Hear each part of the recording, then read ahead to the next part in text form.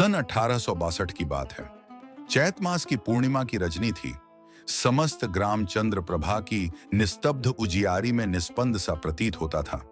चकोर उस रात चंद्र की ओर टकटकी लगाए थे और सरोवर का जल मानो उसे चूम लेने को आतुर।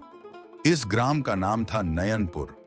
हरियाली से आच्छादित, प्रकृति के अंक में बसा एक स्वप्न लोक सरीखा स्थल। किंतु एक अजीब रहस्य इसके मध्य छिपा था। ग्राम के मध्य भाग से थोड़ी दूर एक विशाल जलाशय था, जिसे नीलसर कहते थे। यूं तो नीलसर का जल मृदु और शीतल था, किंतु उसकी गहराई में कोई अदृश्य डर समाया हुआ था। प्राचीन जनश्रुतियों के अनुसार नीलसर में एक जल चुड़ैल वास करती थी। रूप में अनुपम, किंतु उसकी दृष्टि में एक अधूरी चाह थी। उसी ग्राम में रहता था एक नवयुवक, अर्जुन। आयु लगभग 20 वसंत की होगी। तनुष्ट देह, गौर वर्ण, आंखें जैसे नवनीत में नीली रेखा और चाल में चंद्रमासी शीतलता।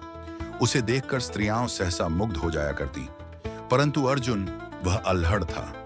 प्रेम की परिभाषा से अनभिज्ञ, जीवन से विरक्त, मानो किसी पूर्व जन्म की स्मृति में डूबा हो। उस रात अर्जुन अकेला टहलते हुए नीलसर के किनारे पहुंचा।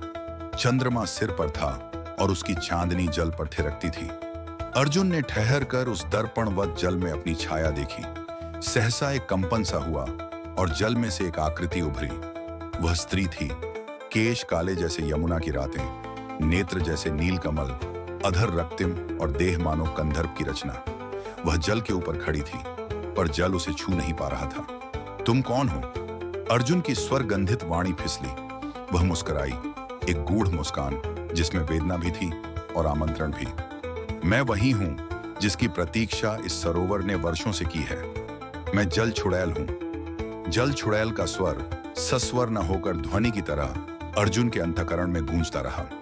न जाने क्यों अर्जुन भयभीत न हुआ, अपितु वह उसकी आंखों में डूबता चला गया। तुम यहां क्यों आई हो? अर्जुन का प्रश्न था। क्योंकि तुमने पुकारा, चुपचाप, हृदय से। तुम नहीं जानते, पर तुम्हारा हृदय मुझे युगों से बुला रहा है। अर्जुन ने एक गहरा निश्वास छोड़ा। किंतु तुम कोई साधारण स्त्री नहीं हो। तुम्हारे चारों ओर ठंडक नहीं, तपन है। क्योंकि मैं अग्नि और जल की संतान हूं, वह बोली। मेरा नाम है माया। मैं अभिशप्त हूं इस सरोवर में रहने को, जब तक कोई सच्चा प्रेमी मुझे मुक्त न करे। अर्जुन ने उस रात उसके संग संवाद किया, नीरव, निशब्द, परंतु हृदय से। और धीरे धीरे हर पूर्णिमा की रात वे मिलते रहे। उसकी मुस्कान, उसकी बातें, उसका रहस्य, सब कुछ अर्जुन को उस ओर खींचते गए। एक रात माया ने अर्जुन को अपना भूतकाल सुनाया। मैं राजकुमारी थी कमलिनी, सिंधुपुरी राज्य की उत्तराधिकारी। एक जलदेवता से प्रेम कर बैठी थी। मेरे पिता को यह संबंध स्वीकार नहीं था। उन्होंने मुझे शापित कर दिया, जा, जल की सीमा में बंध कर रह। तभी से मैं इस सरोवर की वासी बनी। मेरा देह नाश हो गया, पर आत्मा इस प्रेम की भूखी रही। जब तक कोई मुझे बिना भय, बिना शंका और बिना शर्त प्रेम नहीं करेगा, मैं मुक्त नहीं हो पाऊंगी। अर्जुन मौन था। उसकी दृष्टि माया पर टिकी थी और उसे भान हो चला था, वह प्रेम कर बैठा है। पूर्णिमा की अगली रात, जब आकाश अंबर पर श्वेत चांद अपनी उजास बिखेर रहा था, अर्जुन फिर नीलसर के तट पर पहुंचा। उसका हृदय अब केवल कौतूहल से नहीं, प्रेम की अधीरता से व्याकुल था। जैसे वह हर श्वास के संग माया को पुकार रहा हो। नीलसर का जल आज और भी निस्तब्ध था, मानो किसी बड़े रहस्य का गवाह बनने को आतुर हो।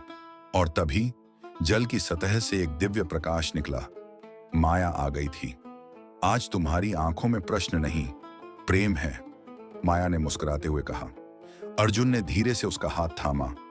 अब तक वह केवल दृष्टियों से स्पर्श करता था, आज देह से। मैं तुमसे प्रेम करता हूं माया, न तुम्हारे रूप से, न रहस्य से, बल्कि उस वेदना से जो तुम छिपा लेती हो। मैं तुम्हें समझता हूं। उस क्षण माया की आंखों में अश्रु छलक उठे। पहली बार सदियों से सूखी आत्मा ने जैसे प्रेम के जल से स्नान किया हो। किंतु मैं परछाई हूं अर्जुन, माया बोली। तुम मनुष्य हो और मैं एक अभिशाप। तो मैं उस अभिशाप को भी गले लगाऊंगा, अर्जुन ने कहा। क्योंकि प्रेम मोक्ष नहीं चाहता, वह बंधन को भी वर्ण करता है। उस रात चांदनी में नीलसर की लहरों पर दो आत्माएं एक हो गईं। एक जल की, एक मिट्टी की। अर्जुन और माया के मिलन की भनक धीरे धीरे गांव के लोगों तक पहुंचने लगी। लोग डरने लगे, वो जल चुड़ैल फिर जाग गई है। अर्जुन को उसने वश में कर लिया है। गांव पर अब विपत्ति आएगी। ग्राम के मुखिया वृद्ध राय साहब अर्जुन के पिता के पास पहुंचे। तुम्हारा पुत्र उस अभिशप्त जल की आत्मा के साथ रथ रहता है, उसे रोको, अन्यथा गांव पर आपदा आएगी। अर्जुन को बुलाया गया। सभा लगी। क्या यह सत्य है कि तू हर पूर्णिमा को उस चुड़ैल से मिलने जाता है? हाँ, अर्जुन ने निर्भीक उत्तर दिया। वह आत्मा है, तुझे नाश कर देगी। यदि उसका साथ मेरा अंत है तो वह अंत मैं स्वीकार करता हूं। ग्रामवासियों ने उसे शापित मान बहिष्कृत कर दिया, पर अर्जुन विचलित न हुआ। माया अब उसका संसार थी। एक रात गांव के कुछ युवकों ने माया को नीलसर से बाहर निकालने का प्रयास किया। उन्होंने मंत्र तंत्र, पूजा पाठ और जल में आग के गोलक डाल दिए। सरोवर खौल उठा। माया की चीख गूंज उठी। जल का ताप असहनीय हो गया। अर्जुन दौड़कर वहां पहुंचा और देखा कि माया तड़प रही थी। मैंने कहा था अर्जुन, माया कराहते हुए बोली, मेरा प्रेम तुझे भी दुख देगा। अर्जुन ने बिना सोचे जल में छलांग लगा दी।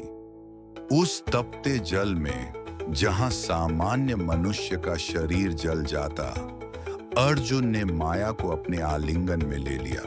वह क्षण एक विस्फोट सरीखा था। सरोवर का जल थम गया। आकाश पर बादल छा गए। एक अदृश्य शक्ति ने दोनों को घेर लिया। फिर एक धीमी आवाज आई, जैसे काल स्वयं बोल रहा हो, सच्चा प्रेम मृत्यु से बड़ा होता है। अभिशाप अब टूटा। माया का रूप बदलने लगा। उसकी पारदर्शी आत्मा अब मानवीय देह में परिणत हो गई। वह अब जल की नहीं, पृथ्वी की संतान बन चुकी थी। ग्रामवासी स्तब्ध रह गए। राय साहब आगे आए और बोली कांपते स्वर में, क्या तू अब मनुष्य है? माया ने अपनी दृष्टि झुकाई। मैं अब केवल अर्जुन की प्रिया हूं। गांव ने अब अर्जुन और माया को स्वीकार कर लिया। उन्होंने विवाह किया। सरोवर के तट पर चंद्रमा की साक्षी में। कई वर्ष बीते। अर्जुन और माया ने नयनपुर को प्रेम का केंद्र बना दिया। उन्होंने एक स्कूल खोला जहां वे बच्चों को प्रेम, करुणा और साहस का पाठ पढ़ाते। नीलसर अब गांव का पवित्र स्थल बन गया। माया का रूप नीलसर की देवी के रूप में पूजा जाने लगा। परंतु एक रात माया ने अर्जुन से कहा, एक दिन हम फिर अलग होंगे। यह देह चिरस्थायी नहीं, लेकिन अगली बार जब हम मिलेंगे तुम्हें मुझे पहचानना होगा और फिर से प्रेम करना होगा। अर्जुन ने उत्तर दिया, प्रेम पुनर्जन्म नहीं देखता, वह हर जन्म में तुम्हें ढूंढ लेगा। कई दशक बीते।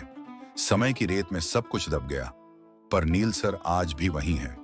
सन 2025 में एक शोधकर्ता युवती माया शर्मा दिल्ली विश्वविद्यालय से नयनपुर आई इस सरोवर पर अध्ययन हेतु।